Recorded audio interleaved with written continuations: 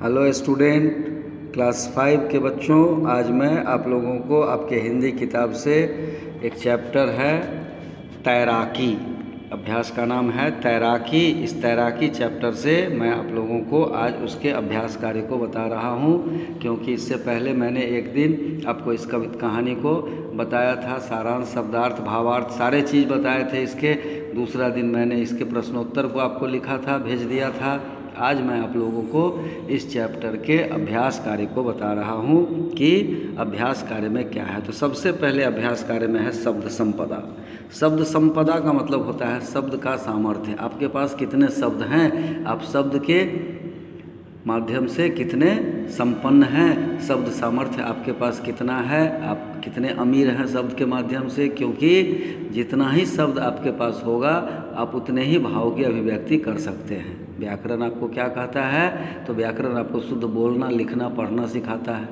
तो जब शुद्ध लिखना, बोलना, पढ़ना तो आ गया, लेकिन जब आपके पास शब्द का सामर्थ्य नहीं होगा, शब्द की संख्या आपके पास नहीं होगी, सारे शब्द आपके पास नहीं होंगे तरह तरह के, तो आप अपने भाव को स्पष्टता परिलक्षित नहीं कर सकते, दूसरे के सामने दृष्टिगत नहीं कर सकते।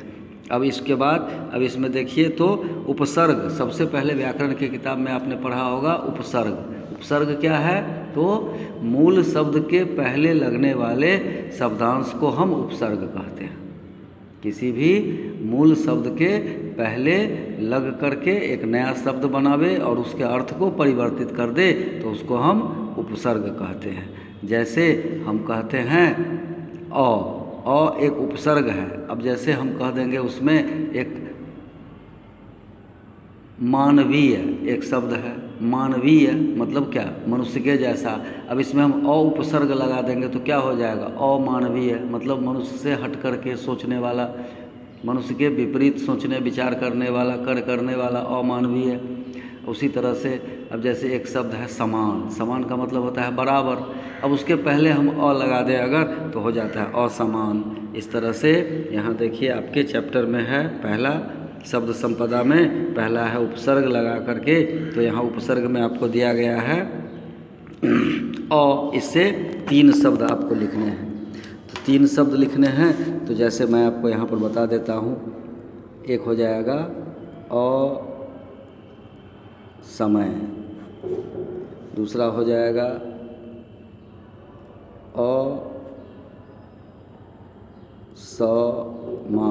असमान, और तीसरा हो जाएगा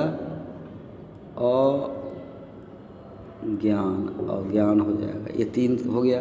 समय है मूल शब्द, समान है मूल शब्द, ज्ञान है मूल शब्द। अब देखिए ये अ उपसर्ग जो लगाना था, इसी अ उपसर्ग को हमने लगाया है इसमें। अब इसके बाद आता है सम। तो सम मतलब सम का तो संतोष, इसका हो जाएगा संतोष,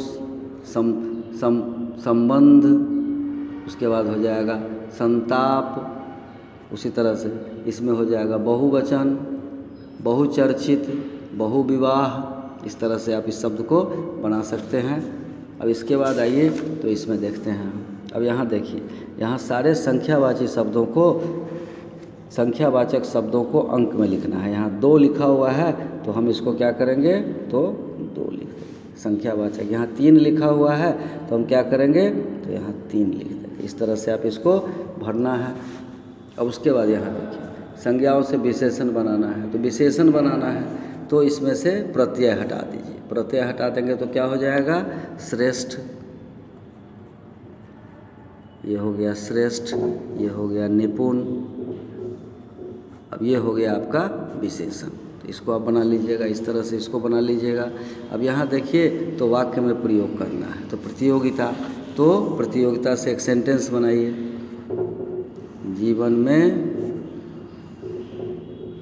प्रतियोगिता में भाग लेना आवश्यक है। जीवन में प्रतियोगिता में भाग लेना आवश्यक है, तो प्रतियोगिता से एक सेंटेंस बन गया। इसी तरह से आपको अंतर्राष्ट्रीय, मनोरंजन और तैराकी से बनाना है। अब इस तरह से आप लोग इसको बनाइए, और बनाने के बाद फिर आगे मैं आपको दूसरे दिन रिवीजन कराऊंगा।